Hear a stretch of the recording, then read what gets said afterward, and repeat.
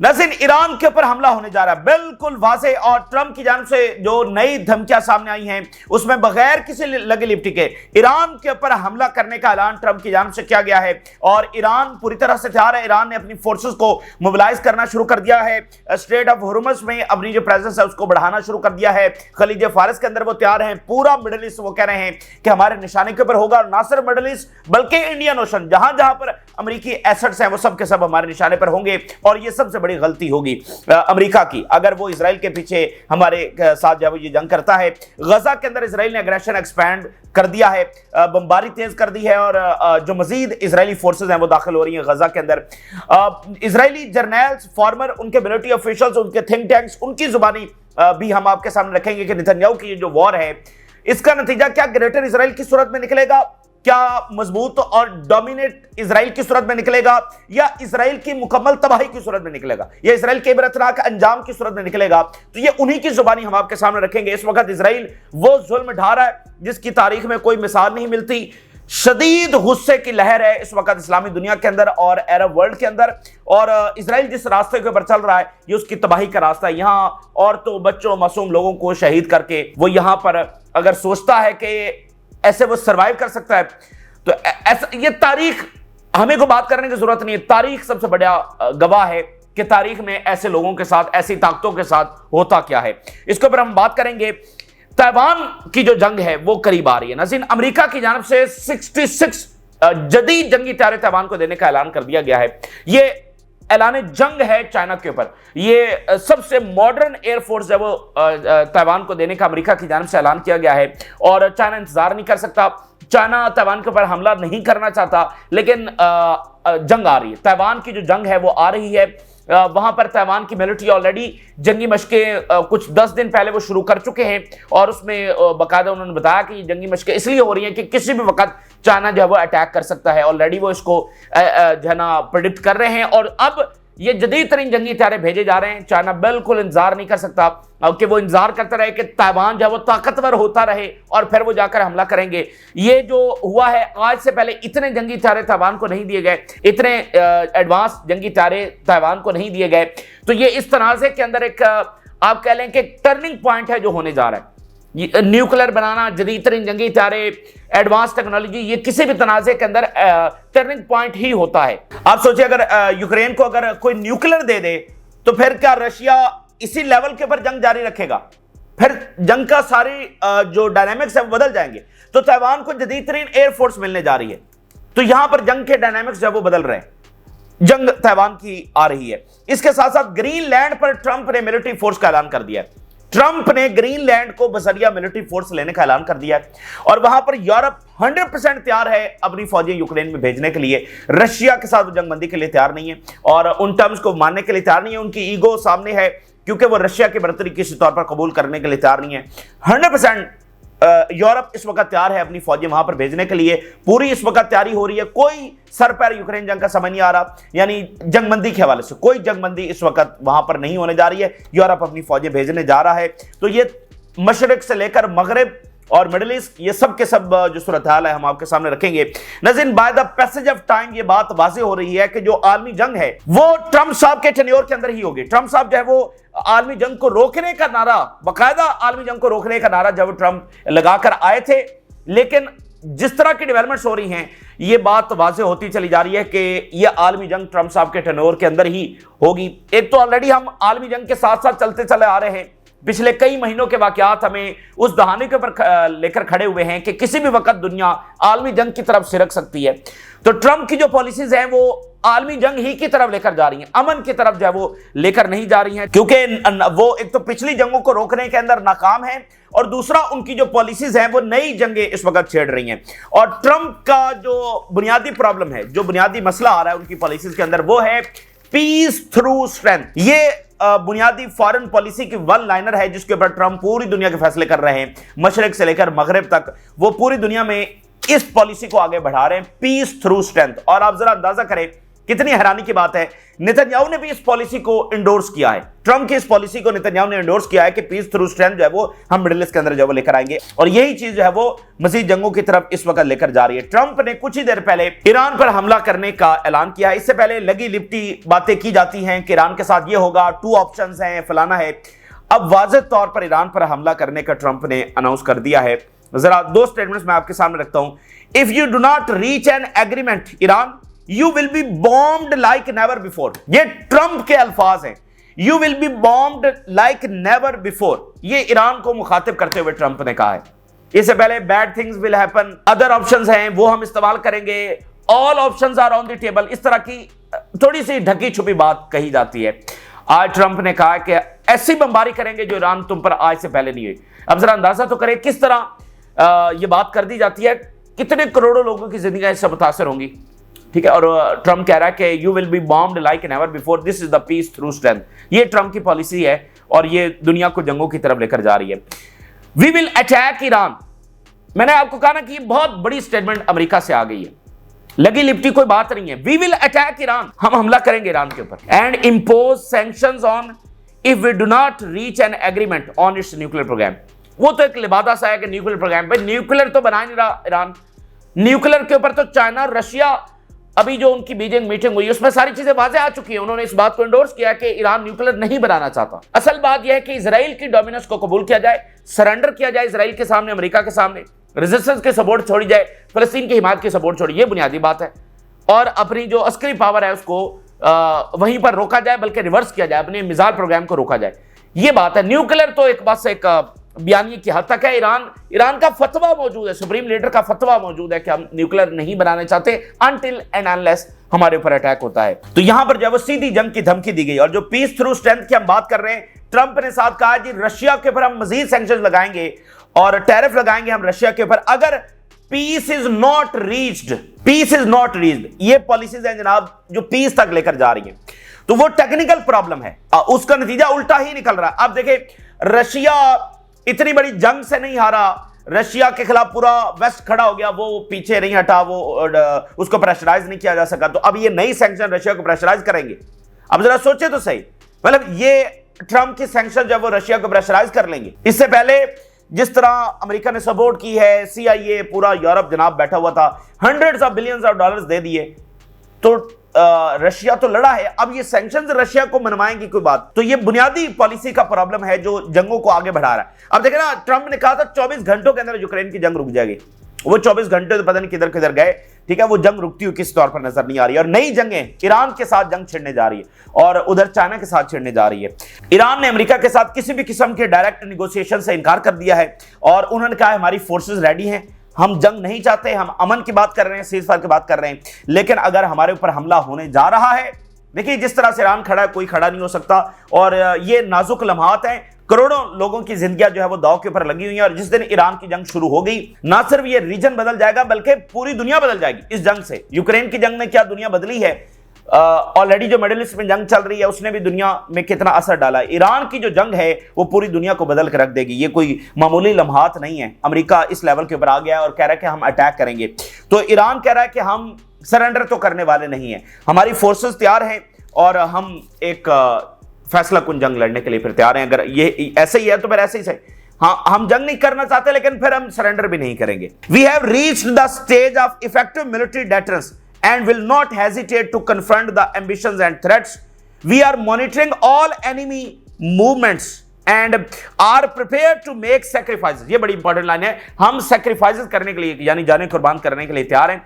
To preserve the country's dignity and standing. Country की dignity, वतन की अजमत बचाने के लिए हम कुर्बानियां देने के लिए तैयार हैं, क्योंकि डिग्निटी इसी में है कि जब आप झुकते नहीं और स्टैंड करते हैं। तो ओनली इस्लामिक कंट्री जिसने इंटरनेशनल पावर्स के सामने अपने आप को सरेंडर नहीं किया वो ईरान है। तो वो कह रहे हैं कि सरेंडर तो कभी नहीं होगा।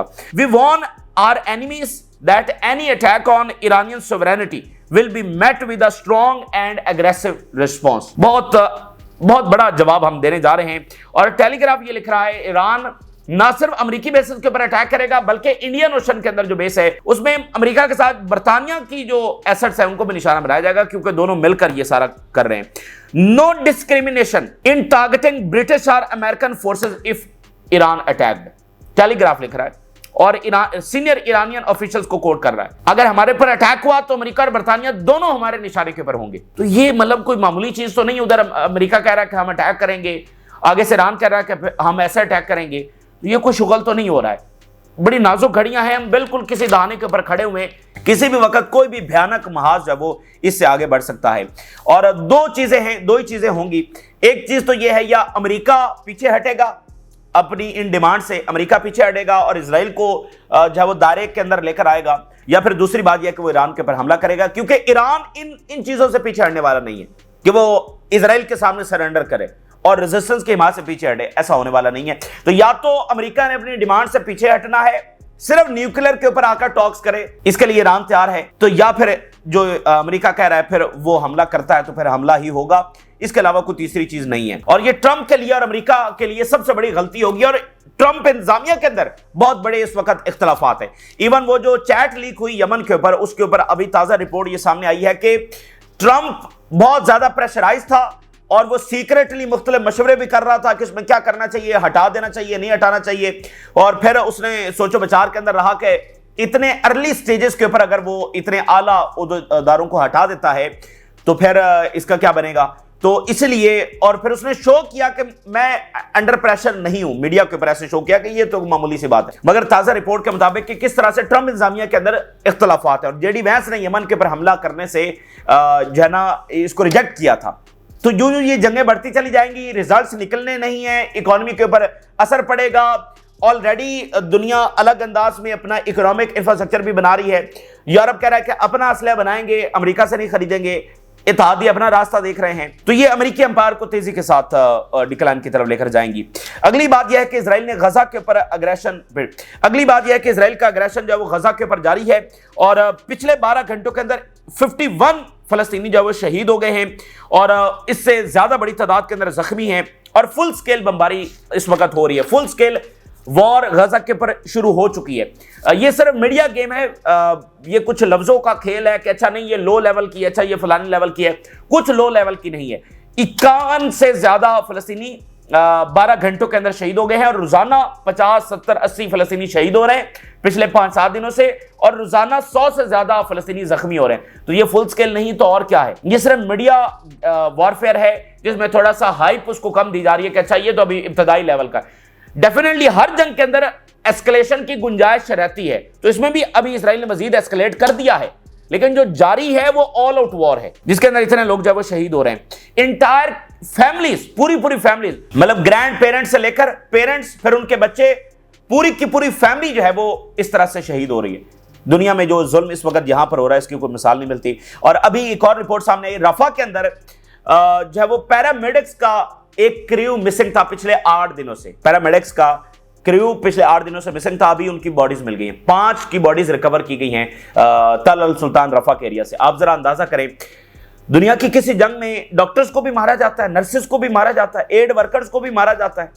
आप सोचे तो सही, इनके बच्चे, इनकी फैमिलीज, और वो जनाब मारकर उधर फेंक दिए गए हैं और 8 दिनों बाद उनकी बॉडीज मिली हैं। आपको क्या लगता है कि इजराइल ये जुल्म करके यहां पर रह लेगा?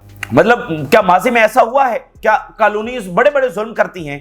तो जब आप नोट करें, जब जुल्म इस इंतहा को पहुंचता है वही उन कॉलोनीज का इख्तिताम होता है। अभी नेतन्याहू की कैबिनेट ने एग्रेशन को मजीद एक्सपैंड करने का ऐलान कर दिया। Cabinet voted for more IDF pressure on Hamas, Israel to run Gaza security when Hamas gone.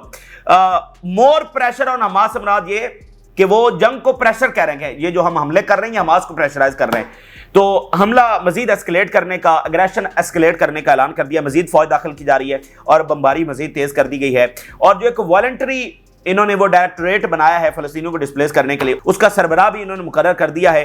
Cause appoints colonel Yakub as head of the Gaza voluntary relocation directorate. तो ये इस तरह की सूरत हाल है।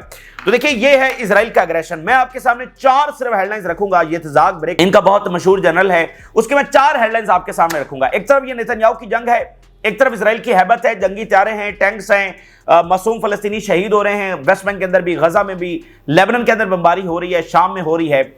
इसका नतीजा क्या निकलेगा? क्या इजराइल उसी तरह से ताकतवर होकर सामने आएगा और बाकी सब खत्म हो जाएंगे? ठीक है, मैं इत्तेजाक ब्रेक की जुबानी आपके सामने 4 हेडलाइंस रखने जा रहा हूं। Israeli army chief chose to please Netanyahu and continued a pointless war instead of rehabilitating and building the army. वो कह रहा है जो नया आर्मी चीफ आया है इसने नेतन्याहू को खुश करने के लिए एक पॉइंटलेस वॉर, नतीजा कुछ नहीं निकलना है, इजराइल को विक्ट्री नहीं मिलनी है, पॉइंटलेस वॉर उसने शुरू कर दी है।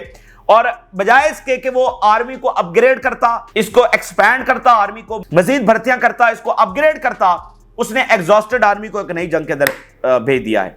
ये जंग देखें हमास को 10 दिनों में खत्म नहीं होने वाली है, ये साल फिर जंग चलेगी। तो इजराइल इस जंग में से मजीद कमजोर होकर, फ्रैक्चर होकर या खत्म होकर निकलेगा। जितनी ये लंबी जंग होती चली जाएगी, ये दुनिया की सबसे ताकतवर कॉलोनी जो है ये अपने इख्तिताम की तरफ जाती चली जाएगी। Army chief does not present the true state of the army and continuous waging a war without a purpose. एक ऐसी जंग जिसका कोई पर्पस नहीं है, क्योंकि देखें हर जंग के साथ एक पॉलिटिकल पर्पस जुड़ा होता है। जैसे यूक्रेन की वॉर है, उसका पॉलिटिकल पर्पस क्या है?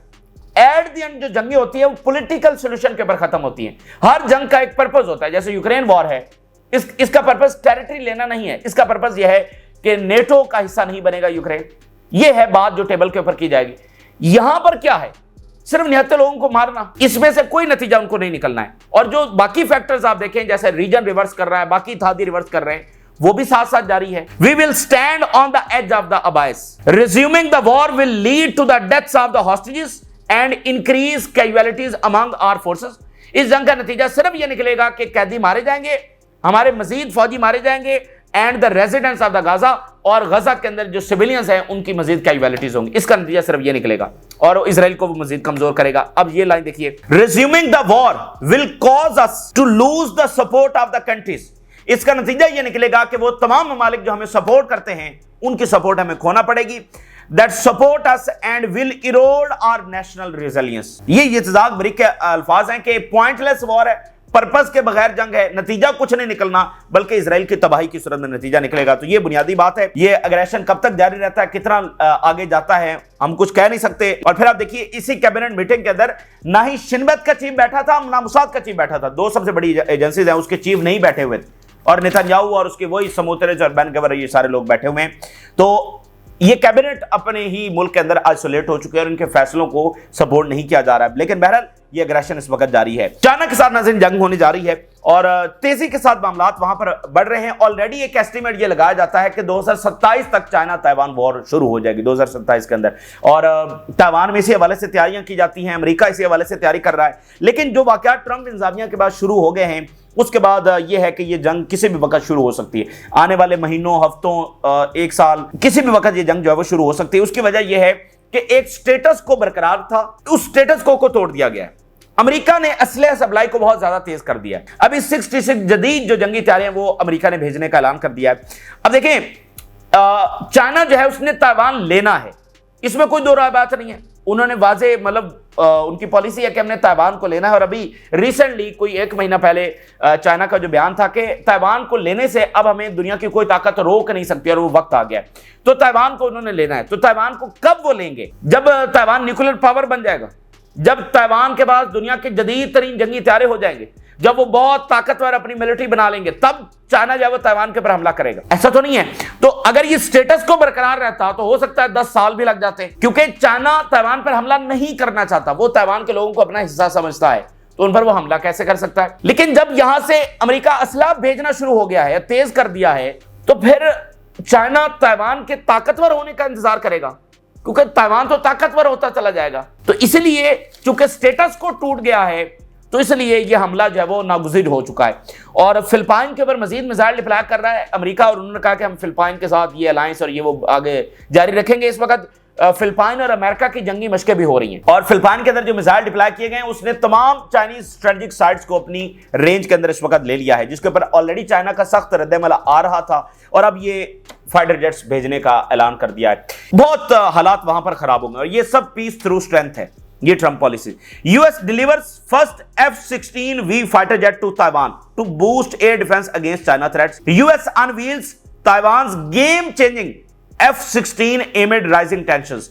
और इसमें जो ताइवान के डिफेंस मिनिस्टर हैं वो वहां पर पहुंचे वाशिंगटन में, और जो इसकी हैंडिंग सेरेमनी थी फाइटर जेट की डिलीवरी, पहली डिलीवरी की, उसको जो है वो उन्होंने अटेंड किया।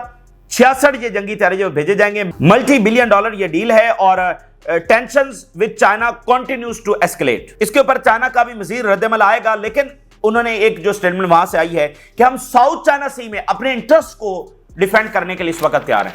पिछले दिनों चाइना ने बड़ी गैर मामूली स्टेटमेंट जारी की थी कि हम वॉर के लिए तैयार हैं।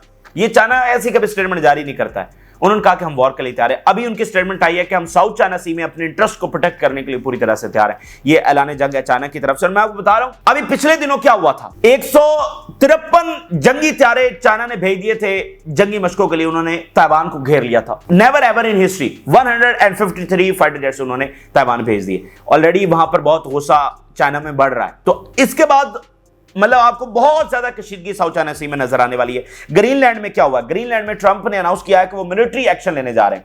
मिलिट्री एक्शन के जरिए वो ग्रीनलैंड को ले लेंगे। ये इत्तेहादी है अमेरिका का, वर्ल्ड वॉर 2 में बचाने के लिए आया था और सारी सालों में वो क्रेडिट लेता रहा कि हमने यूरोप को बचाया है। वो यूरोप के ऊपर हमलावर हो चुका है। ये ग्रीनलैंड नहीं है, ये यूरोप है, यूरोप का हिस्सा है। उसके ऊपर वो हमलावर हो चुका है और उसने कहा कि वो मिलिट्री एक्शन जो वो लेने जा रहा है। डेनमार्क ने बड़ा सख्त क्रिटिसाइज किया। उसके जवाब में फिर ट्रंप ने कहा कि वो मिलिट्री एक्शन लेगा। तो आप समझ लें कि पुराने अलायंसेस, लिहाज, इंटरनेशनल लॉ, कोई कन्वेंशंस, वो सब लिबादे उठा के साड़ के ऊपर रख दिए गए हैं और गैंगस्टर स्टाइल जो है वो अब चलेगा दुनिया के अंदर। ताकत जो है बस वही राज करेगी दुनिया में। Trump refuses to rule out military action after Danish foreign minister criticism. Trump ने कहा कि मैं मिलिट्री एक्शन लूंगा। डेनमार्क ने कहा, क्रिटिसाइज किया, तो ट्रंप ने कहा कि उसके जवाब में कहा कि नहीं, मतलब उसको मिलिट्री एक्शन के अल्फाज वापस लेने से उसने इनकार कर दिया। We could probably get Greenland without using military force but I would not rule anything out. हम ग्रीनलैंड को शायद मिलिट्री फोर्स के जरिए हमला किए बगैर ही हासिल कर लें, लेकिन मैं इसको रूल आउट नहीं कर सकता कि हमला हो भी सकता है। अगर इसके बगैर हमें मिल गया तो ठीक है, अगर नहीं तो फिर हम हमला करेंगे। ट्रंप के अल्फाज हैं। उधर ईरान के ऊपर हमला, इधर ग्रीनलैंड के ऊपर हमला, पनामा कैनाल का मामला दरमियान में है, कनाडा के साथ मामला दरमियान में है, साउथ चाइना सी के अंदर क्या हो रहा है और गजा आपके सामने है। I had serious talks about annexing Greenland and we will get it 100%। Trump 100% Greenland को हम ले लेंगे। और जेडी वैंस जो वहां पर गया है और अभी ताजा रिपोर्ट के मुताबिक जो अमेरिकन टीम है वो डोर टू डोर गई ग्रीनलैंड में लोगों के घरों में और उनको कहा कि कोई जेडी वैंस से मिलना चाहता है, तो एक भी शख्स तैयार नहीं हुआ क्योंकि इनका प्लान ये था कि 2-4 तस्वीरें बनेंगी और फिर मीडिया पर बयानिया ये चलेगा कि देखो ग्रीनलैंड के लोगों ने जेडी वैंस का इस्तकबाल किया। एक भी बंदा तैयार नहीं हुआ। ठीक है, सिर्फ 56,000 लोग वहां पर रहते हैं, एक भी वहां पर तैयार नहीं हुआ। ठीक है, और ये उसी तरह से वापस आ गए। आखिरी बात यह है कि यूक्रेन की क्या सूरत हाल है। देखिए, यूरोप मानने के लिए तैयार नहीं है। ठीक है, और जो यूक्रेन की शरारत होती है उसको रशिया मानने के लिए तैयार नहीं है। रशिया की जो शरारत है ये मानने के लिए तैयार नहीं है। रशिया की उसूली पोजीशन है कि नेटो का हिस्सा नहीं बनना चाहिए और दुनिया भी इसको इंडोर्स करती है कि नेटो का हिस्सा क्यों बनना चाहिए, लेकिन यूरोप मानने के लिए तैयार नहीं है। और यूरोप फौजें भेज रहा है, इसकी पूरी तैयारी कर रहा है और यूरोप एस्टिमेट कर रहा है कि ट्रंप के हाथों ये जंग बंद होनी नहीं है। ट्रंप ये जंग बंद करवा ही नहीं सकता है और वो साबित भी हो रहा है। जो तरीकाकार अपनाया गया है, कोई अभी तक 1% एक धेले का काम ट्रंप ने नहीं किया, एक चीज भी इंप्लीमेंट नहीं करवा सका है, सिवाय इसके कि दुनिया को बस हिला के रख दिया है। सब इकोनॉमी और आप कह लें कि इंटरनेशनल लॉ सब कुछ हिल के रह गया है और अब हर किसी को अपना बचाना है। तो इसके अलावा ट्रंप साहब ने कुछ भी नहीं किया है। European plans including sending troops to Ukraine are an exercise in preparedness and gaining influence. फौजें वो भेज रहे हैं और इसका बुनियादी पर्पस यह है कि यूरोप दोबारा से स्टैंड कर रहा है इन्फ्लुएंस हासिल करने के लिए। अब वो दोबारा से अपने आप को स्टैंड कर रहा है। And many doubts the possibility of reaching a permanent ceasefire in Ukraine anytime soon. Europeans ये कह रहे हैं कि कोई सीजफायर होता हुआ नजर नहीं आ रहा और ये जो फौजें भेजी जाएंगी ये वहां पर तैनात होंगी। रशिया अगर आगे बढ़ेगा तो बराह रास्त इनकी जंग हो जाएगी। तो इसलिए हम कहते हैं कि यहां मिडिल ईस्ट में इजराइल पीछे हटे, अपनी शिकस्त तस्लीम करे और फलस्तीनियों को उनके राइट्स दे और वहां पर नेटो और यूरोप अपनी शिकस्त तस्लीम करे, तो ही ये मामला रुक सकता है। लेकिन ये दोनों चीजें फिलहाल होती हुई नजर नहीं आ रही। तो इसलिए ये आर पार की लड़ाई है और इसलिए दुनिया में आलमी जंग का तज़किरा इन महीनों में इतना ज्यादा बढ़ गया है जो माजी में कभी ऐसा नहीं हुआ, क्योंकि पूरी दुनिया में माहौल एक ऐसा बन रहा है। तो ये ताजा तरीन तफसीलात हैं जो आपके साथ शेयर किया। आपने राय जरूर आगा करें। जिन लोगों ने चैनल को सब्सक्राइब नहीं किया उनसे रिक्वेस्ट करेंगे चैनल को जरूर सब्सक्राइब कर लें ताकि हर आने वाली वीडियो आप तक पहुंच सके। इजाज़त।